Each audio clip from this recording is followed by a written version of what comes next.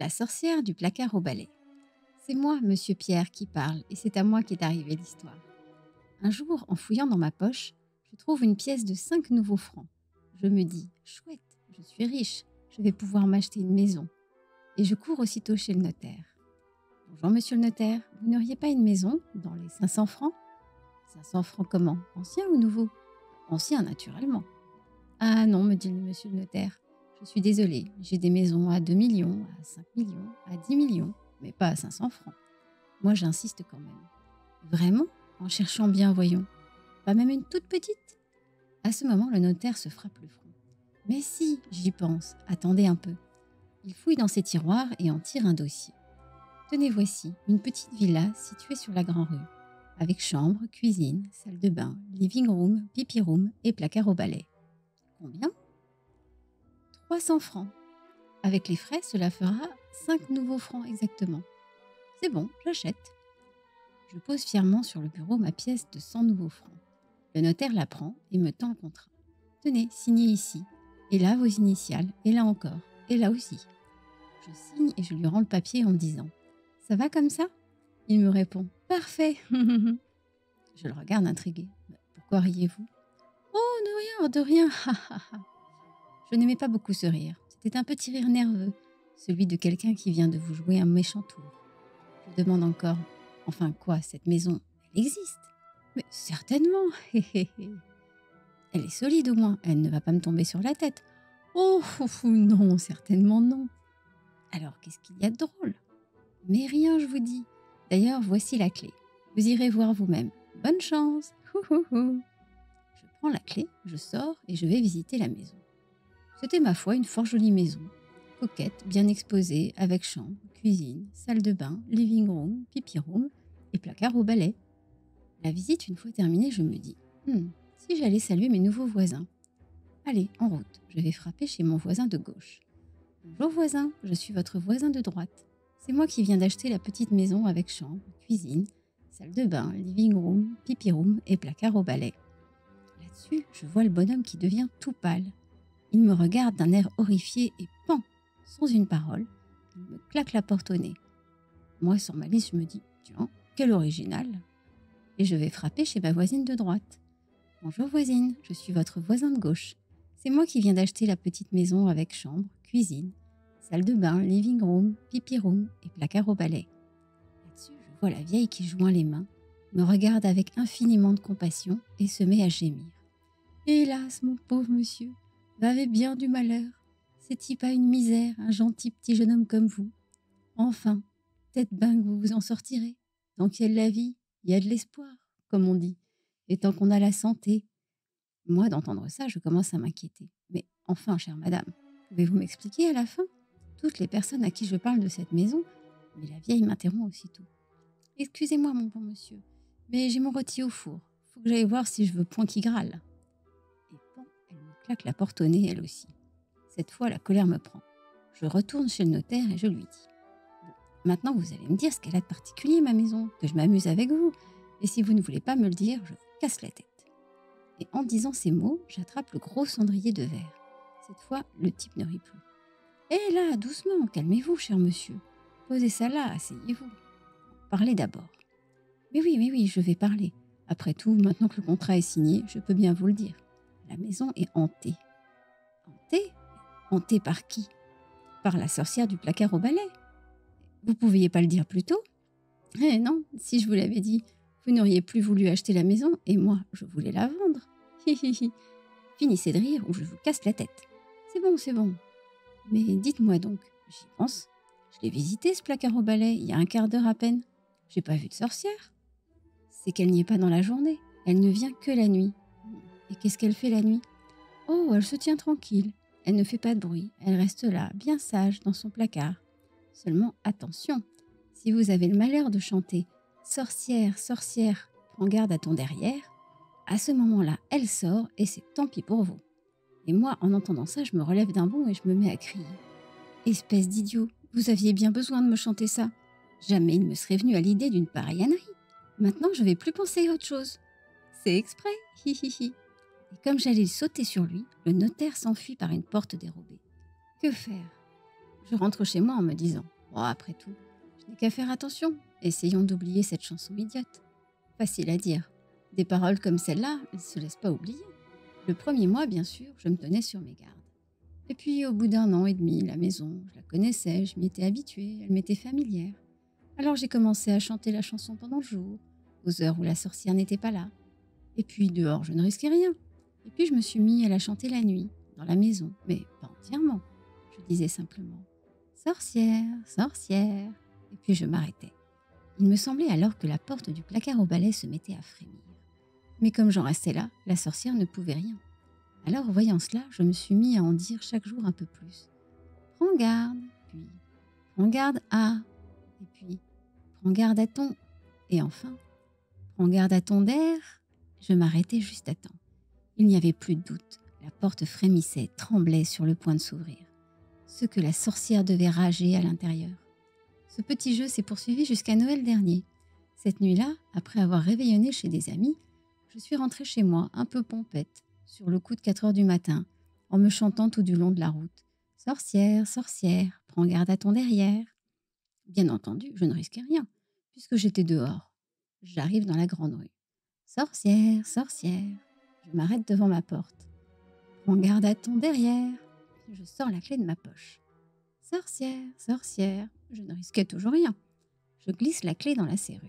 « Prends garde à ton derrière. » Je tourne, j'entre, je retire la clé, je referme la porte derrière moi, je m'engage dans le couloir en direction de l'escalier.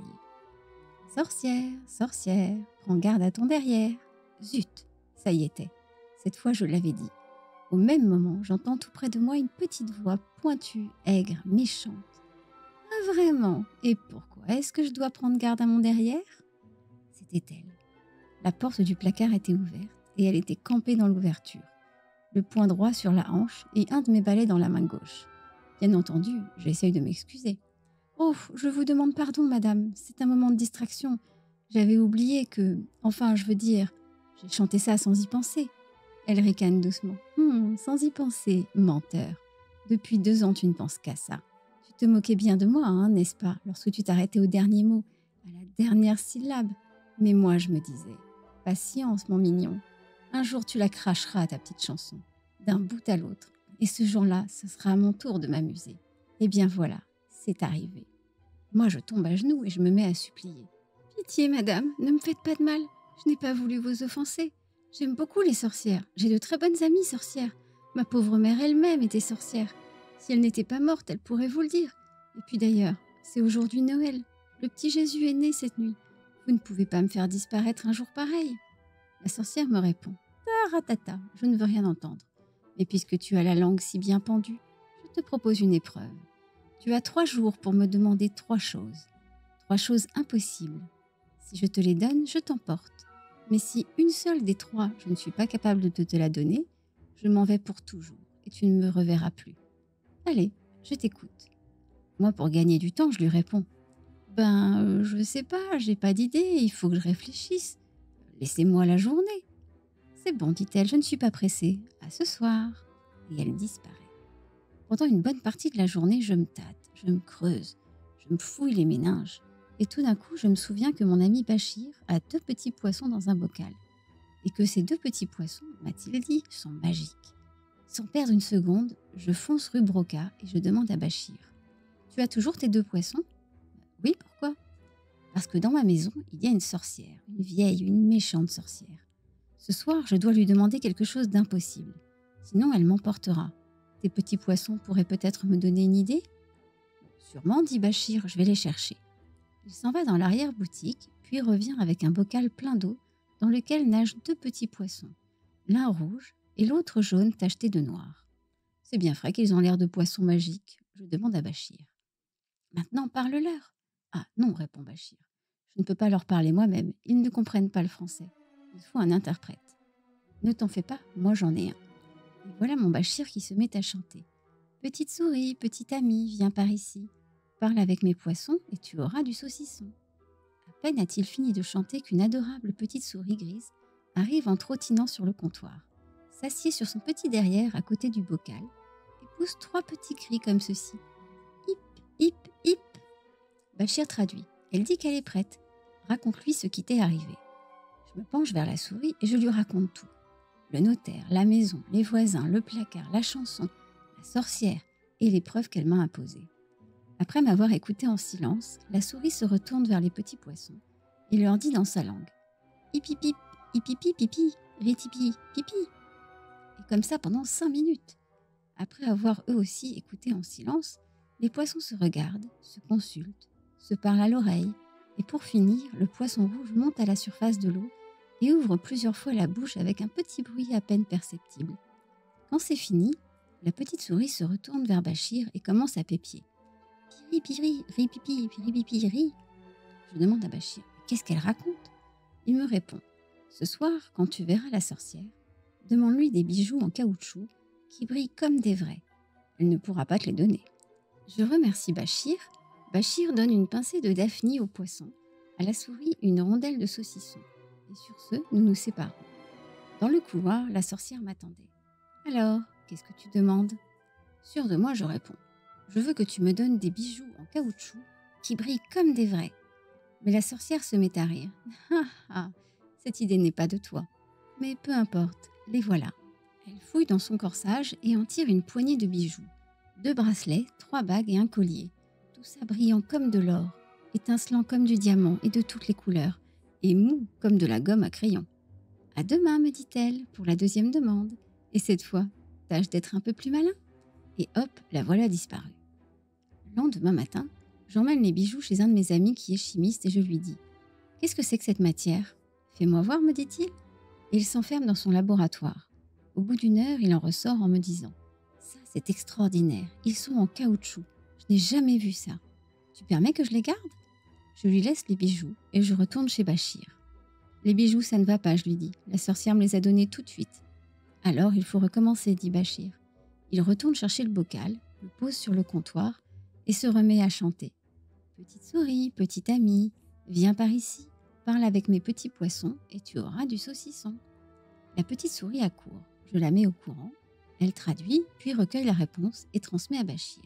« Pipi, ripipi, pipi, riri, piri, hip, hip. » Qu'est-ce qu'elle dit? Et Bachir me traduit. Demande à la sorcière une branche de l'arbre à macaroni et repique-la dans ton jardin pour voir si elle pousse. Et le soir même, je dis à la sorcière. Je veux une branche de l'arbre à macaroni. Ah ah, cette idée n'est pas de toi, mais ça ne fait rien. Voilà. Et crac. Elle sort de son corsage un magnifique rameau de macaroni en fleurs, avec des branchettes en spaghettis, de longues feuilles en nouilles, des fleurs en coquillettes et même de petites graines en forme de lettres de l'alphabet. Je suis bien étonnée, mais tout de même, j'essaie de chercher la petite bête. Bon, c'est pas une branche d'arbre, ça. Ça ne repousse pas. Crois-tu, dit la sorcière. Eh bien, repique-la dans ton jardin et tu verras. Et à demain soir. Moi, je ne fais ni une ni deux. Je sors dans le jardin, je creuse un petit trou dans une plate-bande, j'y plante la branche de macaroni, j'arrose et je vais me coucher. Le lendemain matin, je redescends. La branche est devenue énorme, c'est presque un petit arbre, avec plusieurs nouvelles ramures et 2 fois plus de fleurs. Je l'empoigne à 2 mains, j'essaie de l'arracher, impossible. Je gratte la terre autour du tronc et je m'aperçois qu'il tient au sol par des centaines de petites racines en vermicelle. Cette fois, je suis désespérée. Je n'ai même plus envie de retourner chez Bachir.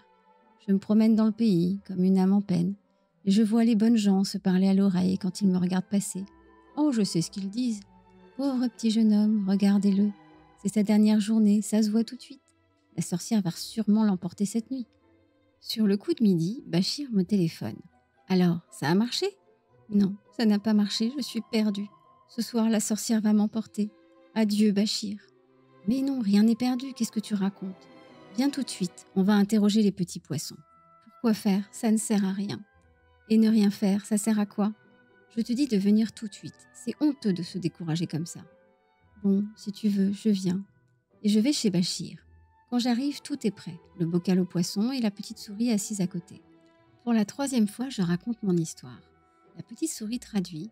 Les poissons se consultent longuement. Et c'est le poisson jaune cette fois qui remonte à la surface et se met à bâiller en mesure. Po, po, po, po, po, po. Pendant près d'1 quart d'heure.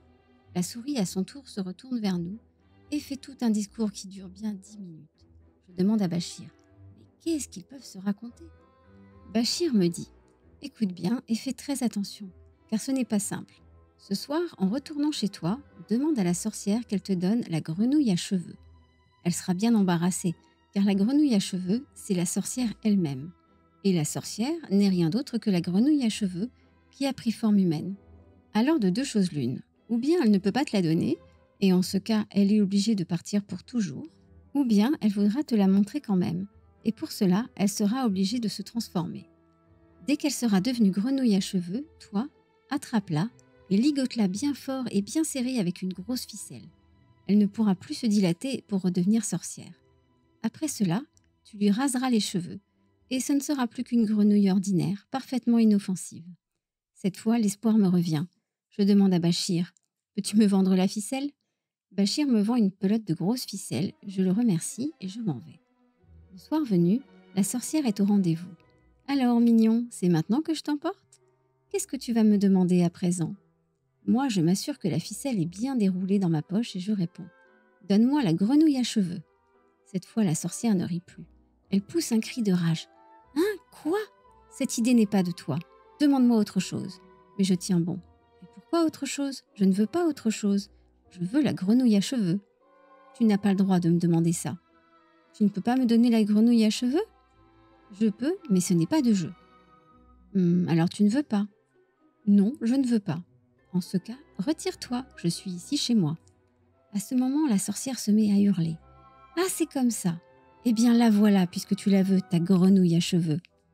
Et je la vois qui se ratatine, qui rapetisse, qui rabougrit, qui se dégonfle et se défait, comme si elle fondait, tant et si bien que 5 minutes après, je n'ai plus devant moi qu'une grosse grenouille verte, avec plein de cheveux sur la tête, qui se traîne sur le parquet en criant comme si elle avait le hoquet. Aussitôt, je saute sur elle, je la plaque sur le sol, je tire la ficelle de ma poche, et je te la prends, je te la ligote et je te la saucissonne. Elle se tortille, elle étouffe presque. Elle essaie de se regonfler, mais la ficelle est trop serrée. Elle me regarde avec des yeux furieux, en hoquetant comme elle peut. Moi, sans perdre de temps, je l'emporte dans la salle de bain, je la savonne, je la rase. Après quoi, je la détache et je la laisse passer la nuit dans la baignoire, avec un peu d'eau dans le fond. Le lendemain, je la porte à Bachir dans un bocal avec une petite échelle pour qu'elle serve de baromètre. Bachir me remercie et place le nouveau bocal sur une étagère, à côté de celui des poissons. Depuis ce temps-là, les deux poissons et la grenouille n'arrêtent pas de se parler. La grenouille dit « coap, coap » et les poissons « po, po ». Et cela peut durer des journées entières. Un beau jour, j'ai demandé à Bachir: « Et si tu appelais la souris, qu'on sache un peu ce qu'ils se racontent ?»« Si tu veux, » a dit Bachir. Et il s'est remis à chanter: « Petite souris, petite amie, viens par ici. » Quand la souris est venue, Bachir lui a demandé d'écouter et de traduire. Mais la souris, cette fois, a refusé tout net. « Pourquoi ?» ai-je demandé. Et Bachir a répondu: « Parce que ce ne sont que des gros mots. » Voilà l'histoire de la sorcière. Et maintenant, quand vous viendrez me rendre visite, soit de jour, soit de nuit, dans la petite maison que j'ai achetée, vous pourrez chanter tout à votre aise: « Sorcière, sorcière, prends garde à ton derrière. » Je vous garantis qu'il n'arrivera rien.